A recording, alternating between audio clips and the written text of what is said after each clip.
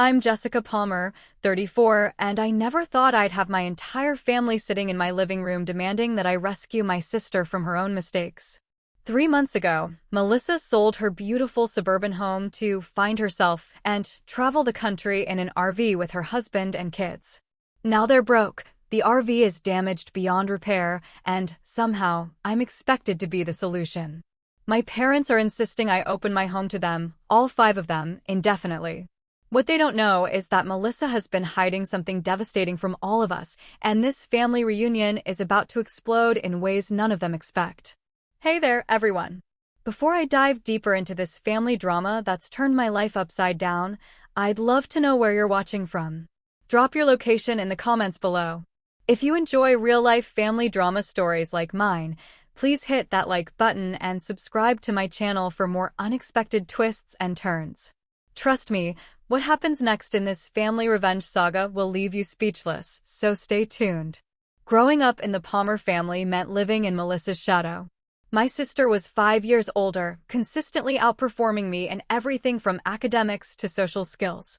While I struggled through community college and worked multiple jobs, Melissa breezed through an Ivy League education, married her college sweetheart Brian, and secured a high-paying corporate job by 25. My parents never failed to remind me how I should strive to be more like my successful sister. By 30, Melissa had the picture-perfect life in a Massachusetts suburb, a stunning 4-bedroom colonial home with pristine landscaping, 2 beautiful children, Emma, 8, and Noah, 6, and a reputation as the neighborhood's power couple. Brian worked as an investment banker while Melissa had recently been promoted to marketing director at a prestigious firm. Their social media showcased lavish vacations, gourmet home-cooked meals, and perfectly coordinated family photo shoots. Meanwhile, I had carved out a quieter existence in a modest but comfortable home in Vermont. After years of working odd jobs, I had finally found my calling as a wildlife rehabilitation specialist. The pay wasn't spectacular, but I loved nursing injured animals back to health and releasing them into the wild. My 3-bedroom farmhouse sat on 2 acres of land, plenty of space for my work and my rescue dog, Luna. At family gatherings, the contrast between our lives was always the subtext of conversations. "Jessica, when are you going to find a nice man and settle down?" my mother would ask while admiring Melissa's diamond anniversary band. Or, "That's a unique career choice," my father would comment about my wildlife work while praising Brian's recent promotion. I had learned to smile through these comparisons, knowing that my life brought me genuine fulfillment, even if it didn't impress my status-conscious parents. Last Thanksgiving, something seemed off with the perfect couple. Melissa drank more wine than usual, and Brian was constantly checking his phone. They bickered quietly throughout dinner, something I'd never seen them do in public before. When I asked Melissa if everything was okay, she plastered on her picture-perfect smile and said, "Of course. We're just finalizing details for our Caribbean Christmas vacation." What no one realized was that behind their carefully curated image, Melissa and Brian's marriage was crumbling. Brian had been passed over for a major promotion he'd been counting on, and their financial situation wasn't as solid as everyone believed. They were leveraged to the hilt with a massive mortgage, luxury car payments, private school tuition, and credit card debt accumulated from maintaining appearances. I discovered this accidentally 2 months later when Melissa called me late one night, sobbing uncontrollably. She'd had too much to drink and confessed that they were drowning in debt. Brian had made some risky investments that hadn't panned out, and they were 3 months behind on their mortgage. "Don't tell Mom and Dad," she begged before hanging up abruptly. The next day, she texted that she was fine and had just been emotional from stress at work. I respected her wishes and kept quiet, but I was concerned. Then came the shocking announcement that blindsided the entire family. Melissa and Brian had sold their house and most of their possessions to purchase a luxury RV. They were taking the kids out of private school to world school, them while traveling across America for a year. They called it their freedom journey, a chance to escape the rat race and reconnect as a family. My parents were skeptical but supportive. After all, Melissa could do no wrong. "It's just a sabbatical," my mother rationalized. They've worked hard enough to deserve a break, and they'll come back refreshed. Only I suspected the real reason behind this dramatic lifestyle change, but I never imagined how quickly their dream would unravel, or that I would be expected to pick up the pieces. Melissa and Brian's freedom journey began with all the fanfare you'd expect. Their social media accounts transformed overnight from corporate achievements and neighborhood barbecues to breathtaking national park vistas and children gleefully roasting marshmallows under starlit skies.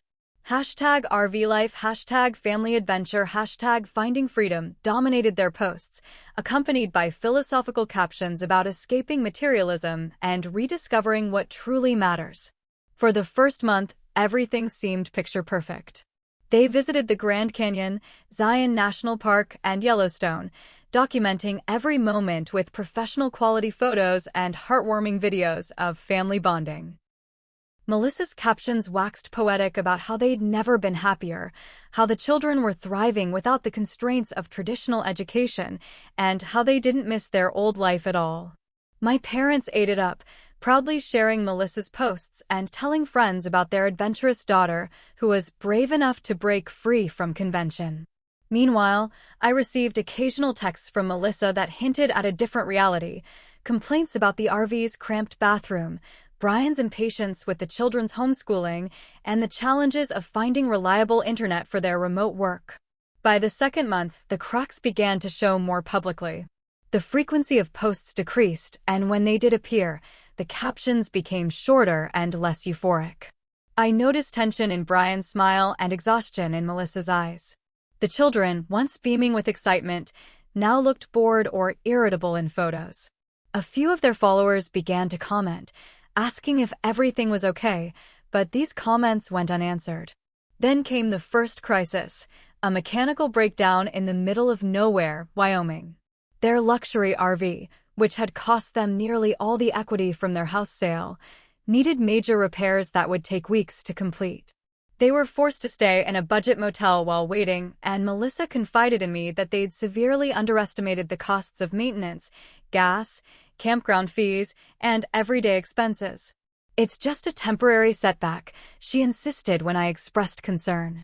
"Brian has some promising remote consulting gigs lined up, and we're starting a travel blog that's going to generate passive income." The consulting gigs fell through, and the travel blog garnered only a few hundred followers, nowhere near enough to monetize. Their emergency fund, which had seemed substantial when they set out, was rapidly dwindling. I suggested they might want to consider pausing their journey, perhaps renting a place temporarily until they could stabilize financially, but Melissa dismissed the idea. "We've come too far to give up now," she said firmly. "We're just experiencing growing pains. All major life changes have adjustment periods." What she didn't tell me, what I would only discover later, was that they no longer had the option to return to their old life. They had burned through most of their savings, damaged their credit by missing payments on lingering debts, and Brian's former employer had filled his position.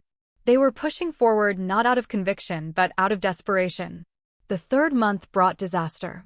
While traveling through Montana, Brian lost control of the RV during a storm and crashed into a guardrail. Though thankfully no one was seriously injured, the RV was severely damaged. Their insurance, which they'd opted to minimize to save money, covered only a fraction of the repair costs. They were effectively stranded with no home, dwindling funds, and two increasingly distressed children. That's when the first call to my parents came. Melissa, her voice shaking, explained their situation but downplayed the severity. She asked for a small loan to help them get back on their feet. My parents, without hesitation, transferred $5,000, money from their retirement savings they couldn't really spare. 2 weeks later, Melissa called again. The repairs were costing more than estimated, and they needed more money. My parents sent another $3,000. When a third call came, my father finally asked the question that had been hanging in the air. "Maybe it's time to reconsider this journey." Melissa broke down. Between sobs, she admitted what I had suspected all along. They had been in financial trouble before selling the house. The freedom journey had been a desperate attempt to escape mounting debt and save their marriage, which had been crumbling under financial strain. Now they were in an even worse position, homeless, nearly broke, with Brian and Melissa barely speaking to each other.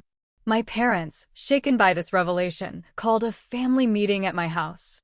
That's how I found myself hosting my sister's family intervention, unprepared for how quickly I would become the focus of their solution, and completely unaware that the worst betrayal was yet to be revealed.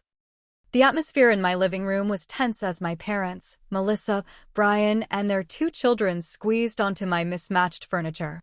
Emma and Noah sat quietly playing on tablets, headphones blocking out the adult conversation, a small mercy given what was about to unfold. My mother had already made herself at home, rearranging my kitchen cabinets to be more efficient, while my father inspected my property, pointing out maintenance issues I really should address. Melissa looked nothing like the polished corporate executive or the carefree adventurer from her social media. Her unwashed hair was pulled back in a messy ponytail, dark circles underlined her eyes, and she wore a stained sweatshirt that hung loosely on her frame. Brian sat as far from her as the couch allowed, his posture rigid with tension, eyes fixed on his phone. "We need to discuss a temporary solution to Melissa and Brian's situation," my mother began, emphasizing temporary in a way that did nothing to disguise the open-ended nature of what she was about to propose. My father cleared his throat. "The RV is going to take at least 2 months to repair, if they even decide to repair it. Meanwhile, they need a stable environment, especially for the children." I nodded cautiously, already sensing where this was headed, but hoping I was wrong. "That makes sense. Have you looked into short-term rentals? I could help with the search." "Actually," my mother interrupted, "we've been discussing a more practical solution." She glanced at Melissa, who suddenly found her chipped nail polish fascinating. "You have this big house all to yourself, Jessica. 3 bedrooms, plenty of space." The implication hung in the air for a moment before my father made it explicit. "We think they should stay here with you until they get back on their feet." "All of them?" I asked, unable to keep the incredulity from my voice. "For 2 months. Well, my mother hedged, perhaps a bit longer. They need time to figure out their next steps. Brian is job hunting and Melissa is exploring remote work options." I looked at Melissa and Brian, waiting for them to say something, to acknowledge what a massive imposition this would be, to offer some parameters or at least show gratitude for the potential offer. They remained silent, Melissa staring at her hands while Brian continued scrolling through his phone. "I work from home," I said carefully. "My wildlife rehabilitation requires space and quiet. And I have appointments with clients who bring injured animals here."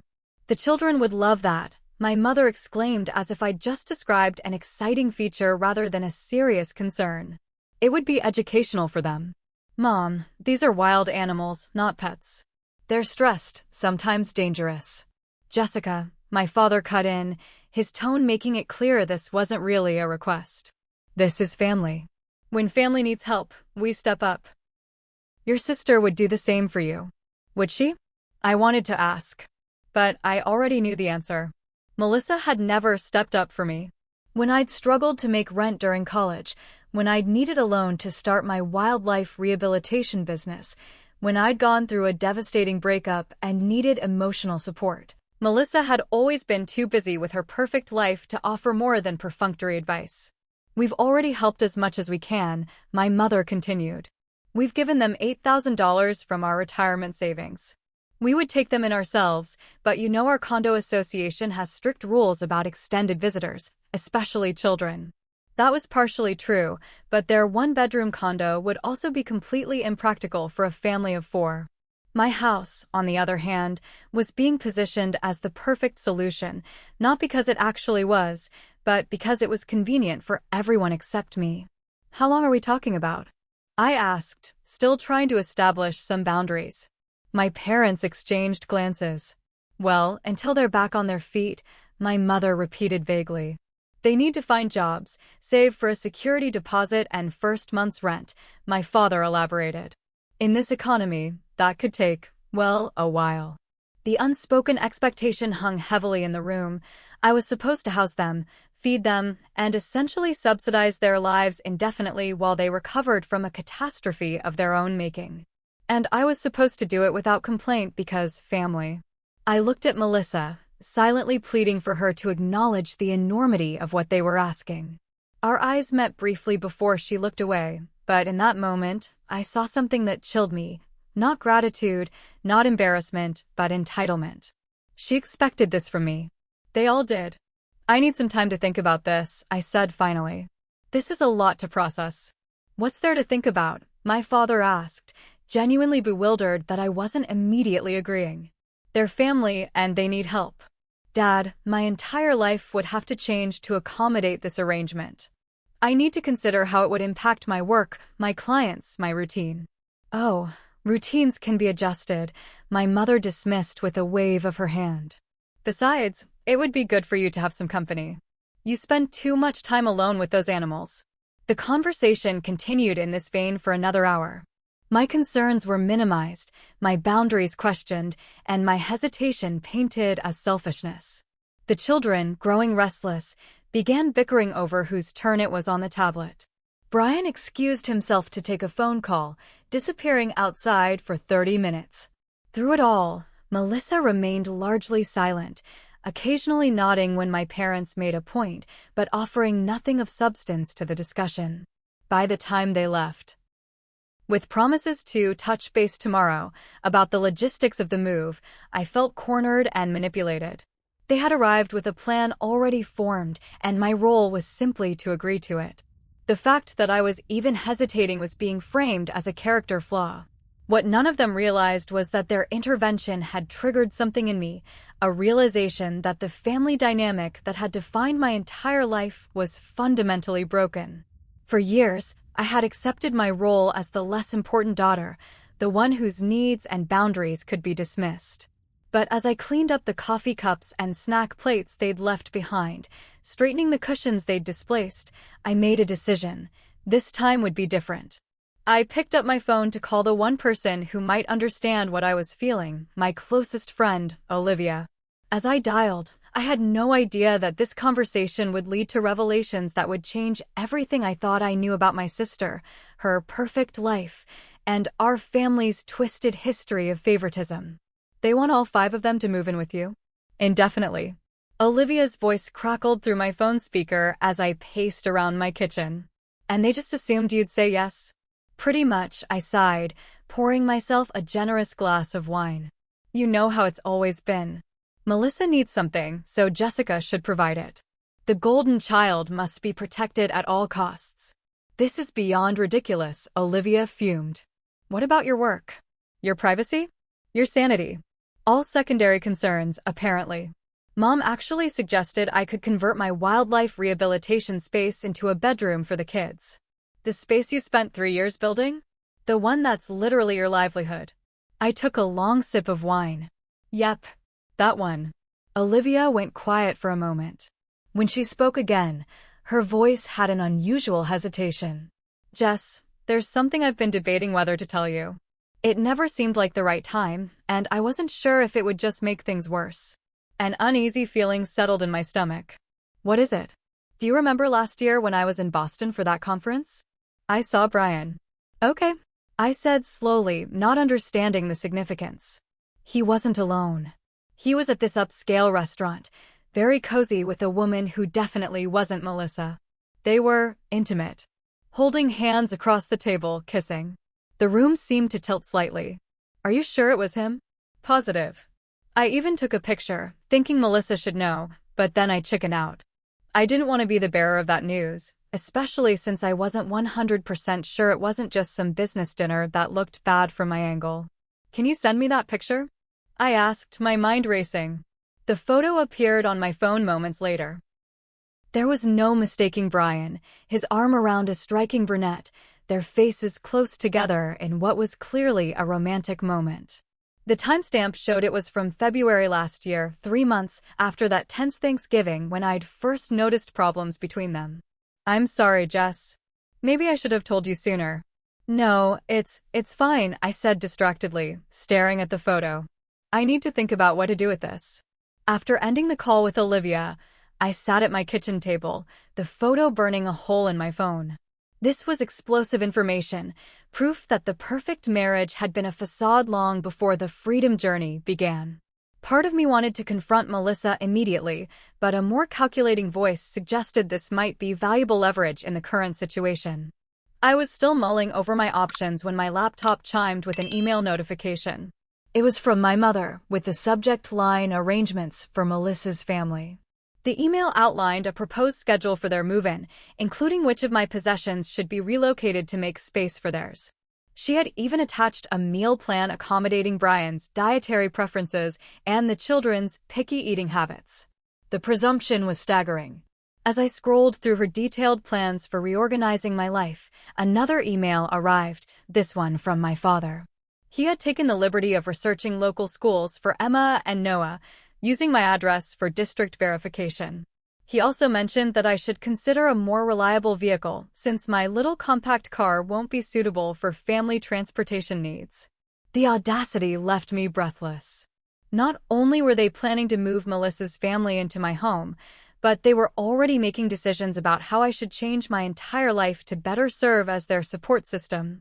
And throughout all these communications, not a single message from Melissa herself, no acknowledgement of the imposition, no gratitude, not even the courtesy of discussing it with me directly. Something snapped.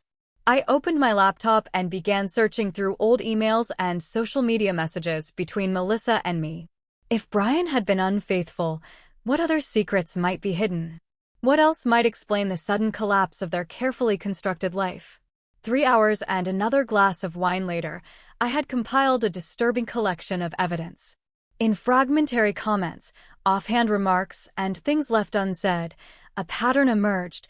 Melissa had not only known about their financial troubles for years, but had actively hidden them from Brian. While he made risky investments thinking they had a solid financial foundation, she had been secretly maxing out credit cards, taking personal loans, and even borrowing money from our parents without his knowledge. The most shocking discovery came from an email she had accidentally sent to me instead of her friend with a similar name a year ago. She had quickly followed up asking me to delete it without reading, claiming it contained boring work details sent to the wrong Jessica. Curious now, I dug it up and finally read it. The email detailed how she had remortgaged their house to pay off personal debts without telling Brian. She had forged his signature on the paperwork and was panicking because the new, higher payments were starting soon, and she didn't know how to explain the change. "I know it's wrong," she had written, but I was desperate. The shopping, the spa treatments, the weekend trips with the girls, it all added up and I couldn't stop. Brian thinks we're financially secure, but we're one missed payment away from disaster. I sat back stunned. The perfect life had been funded by fraud and deception. The freedom journey hadn't been a mutual decision to escape the rat race. It had been Melissa's desperate attempt to hide her financial crimes from her husband before they lost the house to foreclosure. Selling everything and hitting the road had been her escape plan, disguised as a family adventure. And now, having crashed that escape plan both literally and figuratively, she expected me to clean up the mess. As this realization crystallized, my phone buzzed with a text from Melissa. "Mom says you're still thinking about it." What's there to think about? We're family and we need help. The kids are asking when we're moving to Aunt Jessica's house. That manipulative message was the final straw. I had spent my entire life in Melissa's shadow, accepting the family narrative that her needs and wants took precedence over mine. I had watched my parents drain their retirement savings to rescue her while they had refused to help fund my business years ago because wildlife rehabilitation wasn't a serious career. I had maintained her secrets and supported her publicly even when I suspected something was wrong. No more. I opened a new document and began typing a response, not just to the immediate housing demand, but to 34 years of being treated as less than in my own family. As I wrote, a plan formed.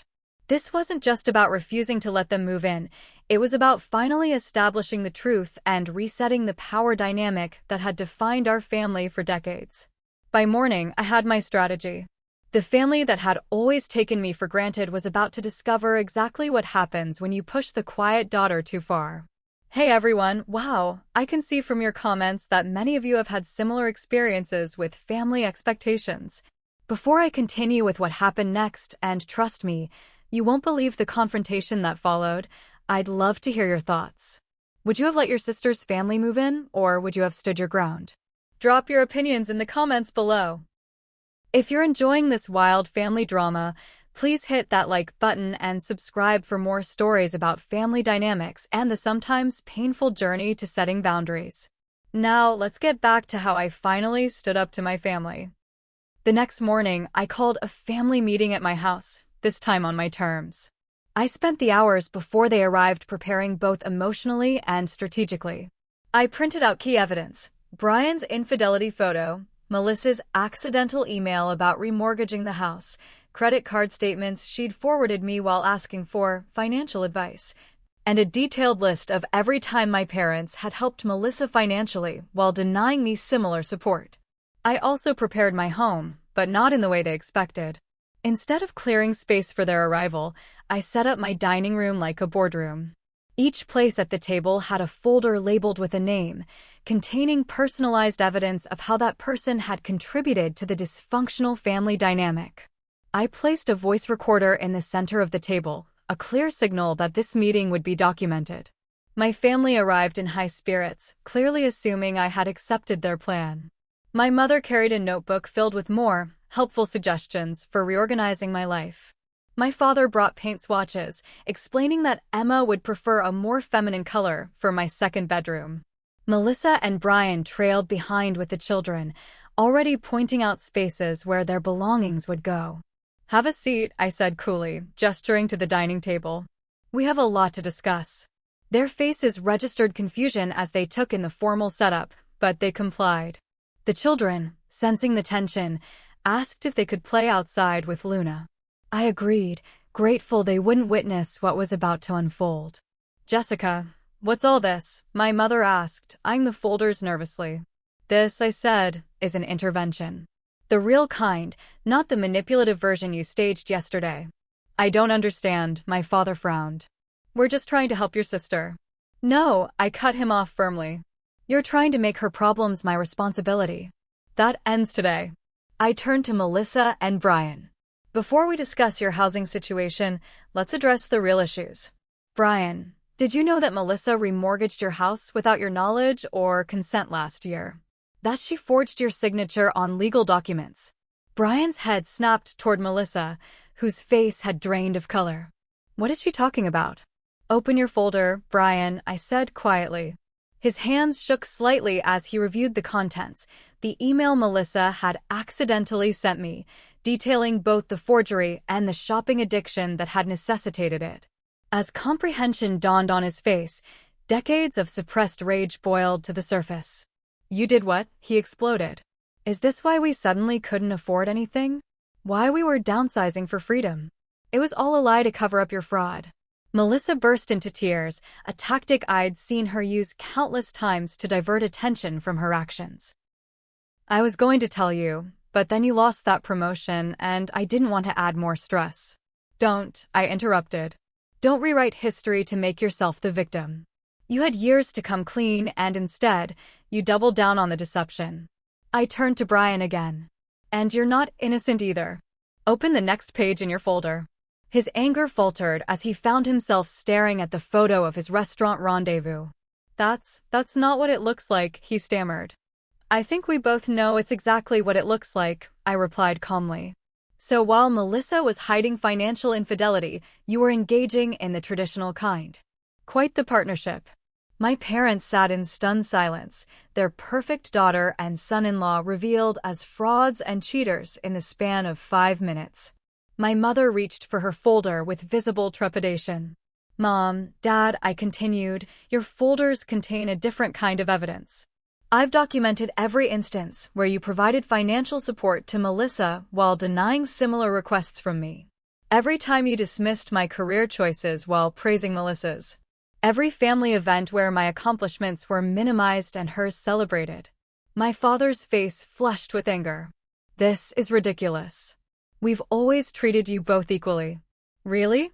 I slid a spreadsheet across the table. "Here's the financial breakdown.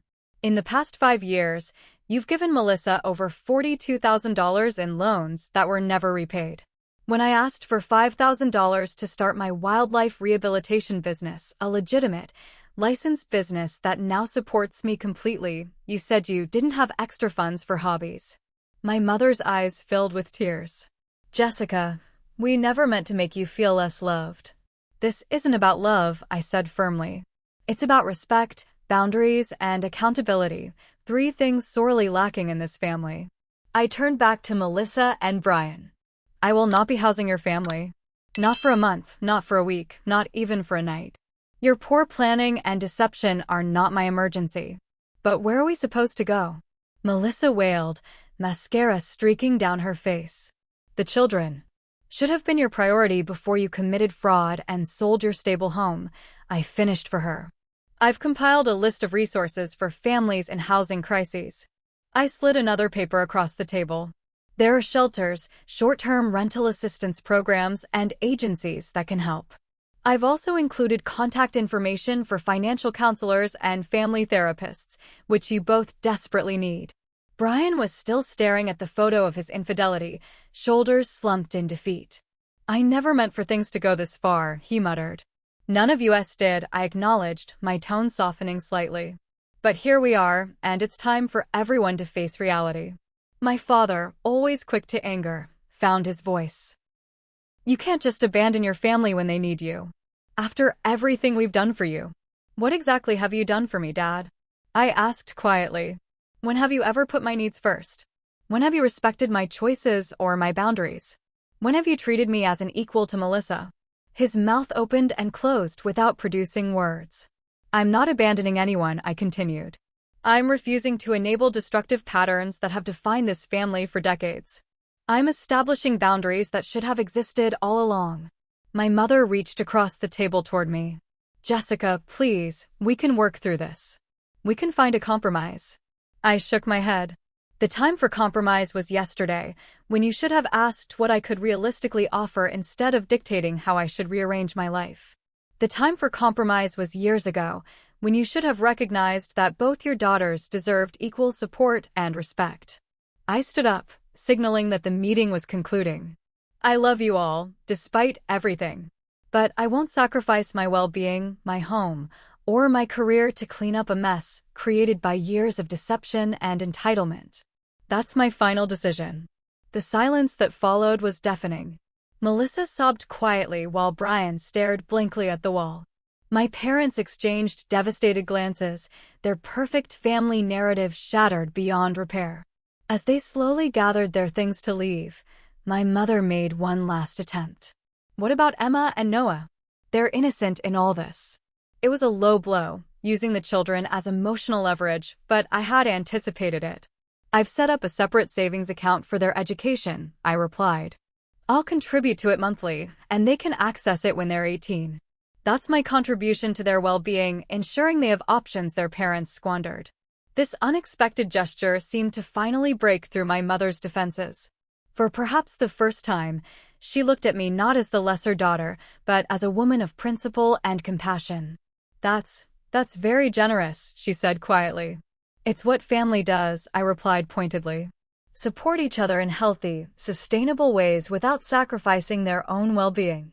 As they filed out, leaving behind the damning folders of evidence, I felt an overwhelming mixture of emotions: vindication, grief, exhaustion, and, most surprisingly, hope. The family dynamic that had confined me for decades had been irrevocably altered. What would emerge from the rubble remained to be seen, but for the first time, I would be defining my role on my own terms. What I didn't realize then was that this confrontation was only the beginning. The fallout would spread beyond our immediate family, exposing secrets that had been buried for generations and forcing each of us to confront uncomfortable truths about ourselves and our relationships. The most shocking revelations and the most unexpected allies were still to come. The days following the confrontation passed in eerie silence. My phone, usually buzzing with family demands, remained quiet. I threw myself into my work, finding comfort in the straightforward needs of the injured wildlife in my care. A red-tailed hawk with a broken wing didn't judge me for standing my ground. A fox kit orphaned by a car accident didn't question my family loyalty as I bottle-fed him through the night. On the 4th day, my doorbell rang. I opened it to find Brian standing alone on my porch, looking haggard but composed. "Can we talk?" he asked, hands shoved deep in his pockets. I hesitated before stepping aside to let him in. We sat in my living room, the tension thick between us. "I owe you an apology," he began, surprising me. "Not just for expecting you to house us, but for years of complicity. I saw how your parents favored Melissa, how she manipulated situations, and I never said anything. It was easier to go along with it." "Where are you staying?" I asked, not quite ready to accept his apology. "A motel outside town. Melissa and the kids are with your parents. They've converted their living room into a bedroom." He rubbed his face tiredly. "We're separating. After what came out at your house, there's no coming back from that." I nodded, unsurprised but still saddened for Emma and Noah. "What about the financial situation?" "That's partly why I'm here. I've contacted an attorney about the mortgage fraud." I had no idea how bad things were. His voice cracked slightly. "We're looking at significant legal consequences. Melissa might face charges." The gravity of the situation hit me anew. My revelation hadn't just disrupted the family dynamic, it had potentially set legal proceedings in motion. A small part of me wondered if I'd gone too far, but I quickly silenced it. Melissa's actions were her own, and the consequences were long overdue. "I don't want the kids to suffer because of our mistakes," Brian continued. "I know you set up that education fund, and I'm grateful. But I was wondering, would you be willing to see them occasionally? Be a stable presence while everything falls apart? They adore you." The request touched me. Despite everything, Emma and Noah were innocent victims. "Of course I will. They're always welcome here." After Brian left, promising to arrange a time for me to see the children, I received a text from an unexpected source, my father's sister, Aunt Patricia. We'd never been particularly close. She and my father had a strained relationship, and she rarely attended family gatherings. "Heard there was drama. Need to talk. Important family context you should know." Intrigued, I invited her for coffee the next day. Patricia arrived looking exactly as I remembered: practical haircut, minimal makeup, sensible shoes, the antithesis of my appearance-obsessed mother. "So," she said after settling in with her latte, "you finally stood up to them." "Word travels fast," I remarked, surprised. "Your mother called mine in tears. Something about you destroying the family with baseless accusations. Knowing your parents, I figured you'd finally seen through the golden child routine." There was something in her tone, a bitterness that mirrored my own feelings. "You sound like you have experience with this." Patricia's laugh held no humor. "Jessica, the favoritism you experienced isn't new. It's generational. In our family, your father was the golden child. I was the scapegoat." Over the next hour, Patricia revealed a family history I'd never known.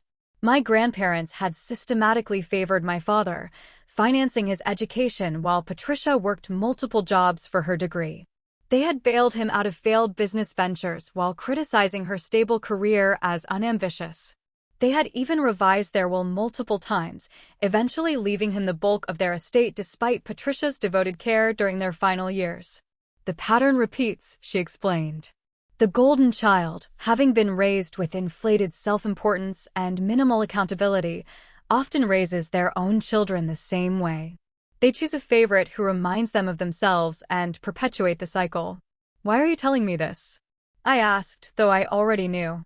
"Because someone should have told me," she replied simply. "I spent decades thinking something was wrong with me, that I wasn't trying hard enough to earn their love. The truth is, nothing would have been enough." As Patricia shared more family history, pieces fell into place. My father's entitlement, my mother's enablement, Melissa's expectation that others would clean up her messes. These weren't isolated personality traits, but symptoms of a multi-generational dysfunction. "Did you ever confront them?" I asked. Patricia nodded. "Once, when our mother was in hospice. I presented evidence of the disparity in how we'd been treated, much like you did with your family." "Do you know what my father said?" I shook my head. "We gave each of you what you needed. Your brother needed more." As if that explained everything. Her eyes glistened with old pain. "I never spoke to him again before he died." The parallel to my own situation was chilling. I could easily imagine my parents offering the same justification for their favoritism.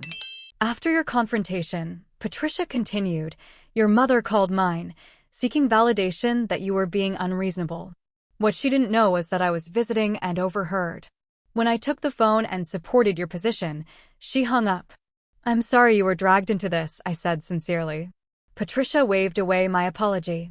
I'm glad you stood your ground. It's what I wish I'd done sooner. The golden child syndrome doesn't just hurt the scapegoat. It creates entitled adults incapable of dealing with real-world consequences. Your sister is evidence of that. After Patricia left, I received another unexpected call from my mother's best friend, Susan. Like Patricia, she had information to share, but hers was even more illuminating. Apparently, my parents were in serious financial trouble.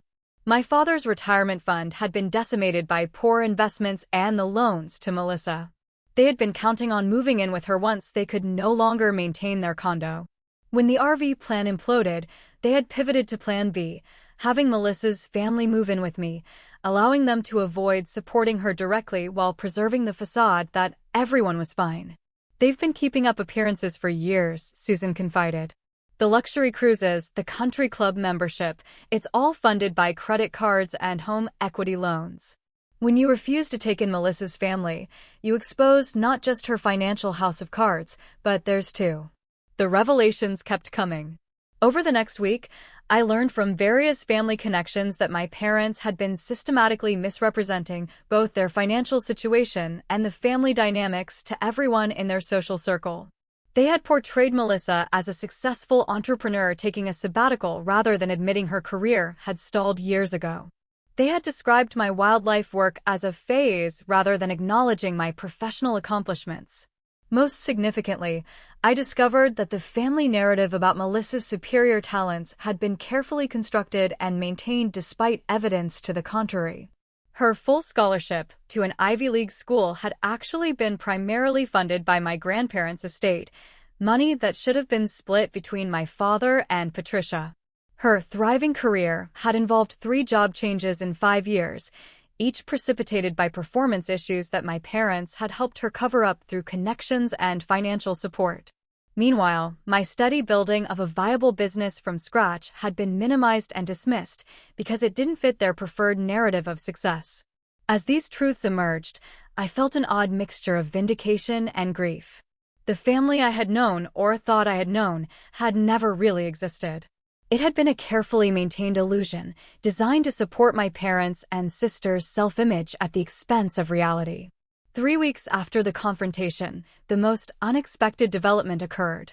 Emma and Noah arrived at my doorstep with Brian for their promised visit, and Noah handed me a small, wrapped package. "Mommy said to give you this," he said solemnly. Inside was a tarnished silver bracelet I recognized immediately, a family heirloom that had belonged to our grandmother. With it was a note in Melissa's handwriting, "You were right about everything. I'm getting help. This should have been yours all along." It wasn't an explicit apology, but from Melissa, it was unprecedented. The bracelet had been given to her on her 16th birthday, bypassing me despite my closer relationship with our grandmother. It was a symbolic admission that the preferential treatment had been real and unjustified. Later, when the children were playing with Luna in the yard, Brian explained that Melissa had entered therapy and a financial counseling program. She was facing potential legal consequences for the mortgage fraud, but was cooperating fully with authorities. My parents, faced with their role in enabling her behavior, had finally stopped making excuses and were helping her take responsibility, a first in our family history. "Your stand didn't just change your relationship with them," Brian said quietly. "It changed all of us. It's like we were all playing parts in a dysfunctional play, and you walked off the stage. Without your character to manipulate, the whole production fell apart." As I watched Emma teaching Noah how to gently stroke Luna's fur, I realized something profound. By refusing to perpetuate the cycle of enabling and favoritism, I hadn't just protected myself. I might have helped break a generational pattern that would have eventually ensnared these children too. The family system was irrevocably altered. What would emerge from its reconstruction remained to be seen, but for the first time, there was hope for something healthier, more authentic, and more equitable for everyone involved. And it had all begun with one simple, powerful word that I had finally found the courage to say, no.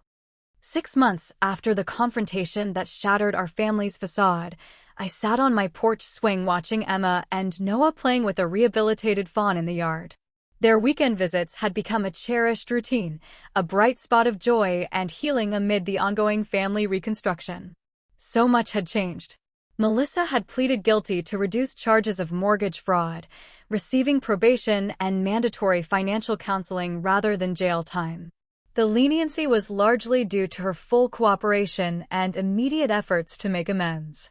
She had found a job as an administrative assistant, a humbling step down from her former executive position, and was living in a modest apartment, slowly rebuilding her life from authentic foundations. My parents had been forced to downsize significantly, selling their condo and moving to a small rental property. The financial reality they had been hiding for years could no longer be concealed, and many of their status-conscious friends had drifted away once the country club memberships and lavish dinner parties ceased. It was a painful but necessary reckoning with the difference between genuine relationships and social positioning. Brian had secured a teaching position at a local community college, a career shift that paid less than investment banking, but brought him genuine satisfaction. He had moved into an apartment near Melissa's to facilitate co-parenting, though they remained separated with divorce proceedings underway. As for me, my wildlife rehabilitation center had flourished. The irony wasn't lost on me that in the aftermath of family chaos, my hobby had expanded into a fully accredited facility with 2 part-time assistants and recognition from state conservation authorities. The work that had been dismissed for years was now being celebrated in the community, with local schools bringing students for educational tours. "Aunt Jessica, look," Emma called, pointing to where the fawn was eating apple slices from Noah's outstretched palm. "She trusts him." I smiled, recognizing the therapeutic value these interactions provided for children navigating their parents' separation. "You've both been so gentle and patient with her. That's why she trusts you." The sound of tires on gravel announced an arrival. I tensed slightly, still a reflexive response to unexpected family visits, but relaxed when I saw it was Melissa alone. These days, she always called before coming over, a small but significant sign of newfound respect for boundaries. She approached cautiously, watching her children with the fawn. "That's beautiful," she said quietly, standing beside me. I nodded, offering her a seat on the swing. "They have a natural way with animals. Emma's been asking about volunteering when she's older." Melissa sat, maintaining a respectful distance. The easy intimacy of sisterhood had been replaced by something more tentative, but also more authentic. "Jessica, I've been wanting to tell you something, but it never seems like the right time."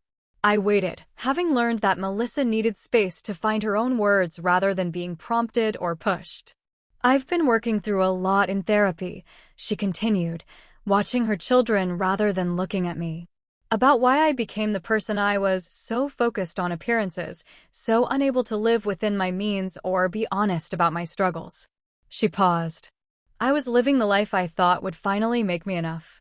Good enough, successful enough, perfect enough to deserve the favoritism Mom and Dad showed me. This was unexpected, an insight I hadn't anticipated." "What do you mean?" "Their preference for me was never a gift, Jess. It was a prison. Every achievement had to be bigger, every success more impressive, because anything less might make them withdraw that special treatment." Her voice wavered. "I was terrified of disappointing them, of being ordinary, of being like you." "Like me," I repeated, unsure whether to be offended. "Content," she clarified. "Authentic. You built a life that made you happy without needing constant validation or living beyond your means to maintain appearances. I was jealous of that freedom while simultaneously looking down on your choices because they didn't fit our parents' definition of success." I absorbed this revelation, seeing our shared history from a completely new angle. The golden child and the scapegoat, each trapped in their own way by roles assigned rather than chosen. "I'm not asking for forgiveness," Melissa continued. "What I did, the lying, the fraud, the way I treated you, it was inexcusable. I'm just trying to understand it so I don't pass this legacy on to Emma and Noah." I thought about Aunt Patricia's words about generational patterns and felt a surge of respect for my sister's self-awareness. Breaking the cycle is the most important thing we can do for them. You already did that, she said, meeting my eyes directly. When you refused to play your assigned role, you broke it for all of us. It was excruciating but necessary. Like setting a broken bone so it can heal properly. We sat in companionable silence, watching the children and the fawn explore the yard. It wasn't forgiveness exactly. That would take more time and continued evidence of change, but it was a step towards something new and healthier between us. Mom and Dad want to come for dinner next weekend, Melissa said eventually. All of us together. They've been seeing a family therapist too. I considered the invitation. 6 months ago, I would have automatically agreed despite my reservations, falling into old patterns of accommodation. Now, I took my time. I'd like that, I said finally. But with conditions. No comments about my career, my house, or my choices. No revisionist history about our family dynamics. If they can come with honesty and respect, they're welcome. Melissa nodded. I'll make sure they understand. And if they can't abide by those terms, Noah, Emma, and I will come without them. This simple statement, prioritizing healthy interaction over parental approval, represented perhaps the most profound change in my sister. For the first time in our adult lives, she was positioning herself as my ally rather than my parents' proxy. Later, after Melissa and the children had left, I found myself reflecting on the extraordinary journey of the past 6 months. The family that had demanded I sacrifice my home and autonomy to rescue them from their own poor choices was slowly becoming a family that recognized boundaries, acknowledged truths, and took responsibility for their actions. It wasn't perfect. There were still difficult conversations, backsliding into old patterns, and the ongoing legal and financial consequences of years of deception. But beneath the challenges, something fundamental had shifted. The elaborate facade had been dismantled, and in its place, a more authentic foundation was being carefully, mindfully constructed. I thought about the education funds I had established for Emma and Noah, now supplemented by small but meaningful monthly contributions from both Melissa and Brian, despite their financial constraints.